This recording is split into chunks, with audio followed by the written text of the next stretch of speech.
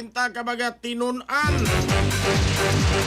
nakabenepisyo sa scholarship program sa Cebu Normal University College of Medicine o Vicente Soto Memorial Medical Center. Detalye sa report sa Renato gini pinagi sa pagpamati ni Katropa Grigi Magdadaro. Live report. Pahibaw karon sa gamanan sa probinsya Sugbo nga adunay moabot sa 40 ka mga tinunan ang mahimo karon makabenepisyo sa scholarship program sa Cebu Normal University College of Medicine ug Vicente Soto Memorial Medical Center kun VSMMC. Kini human gilagdaan ang kasabutan tali sa probinsya Sugbo ug kini diskutan nga mga institusyon diin ang probinsya mo imupundo sa tuition fee sa mga tinunan nga makatidad og di umenos 74,000 ngadto sa 70,000 pesos sa matag tinunan. Kuhaon ang mong pondo sa buhatan sa gobernadora ubos sa educational fund. Gipasabot ni Dr. Lawrence Garcia, ang presidente sa Sainyo, nga ilang sigurohon nga takos ang benepisyo nga makakuha sa mong scholarship program gikan mismo sa Kapitolyo.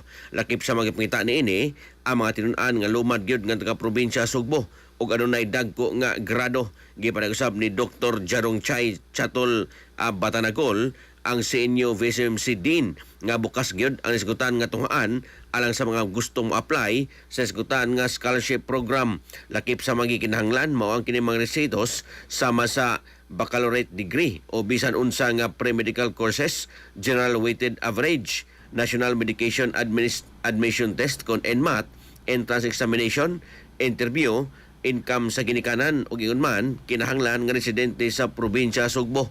Gibutyag ni Batanagol nga sugad sa pagsugod sa nasgutan nga programa adunay mga tinunan nga natangtang yun sa scholarship program human kini mi drop out o ni transfer apan gyud anaalang sa duha ngadto sa tulo ka mga tinunan o galing di makahuman ang usa ka tinunan.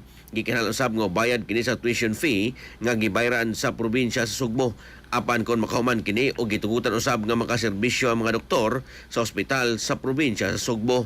Kini nga diskutan nga programa gituyo aron usab pag-address sa concern karon ngadto sa mga tinunan o sa mga gikinahanglang doktor dire mismo sa lalawigan sa Sugbo. Sa ato mga katropa diha nga nagalubog og nagharap ang pananaw, inom kanunay og Vision X Plus of gel capsule gumikan kay kini kompleto sa mga phytonutrients nga mapagtar sa itong mga mata. Ano na kini lutein, beta-carotene, vitamin E og zeaxanthin. Alang sa usang Pilipino para sa Pilipinas, kini katropa Gregi Magdadaro, XFM News.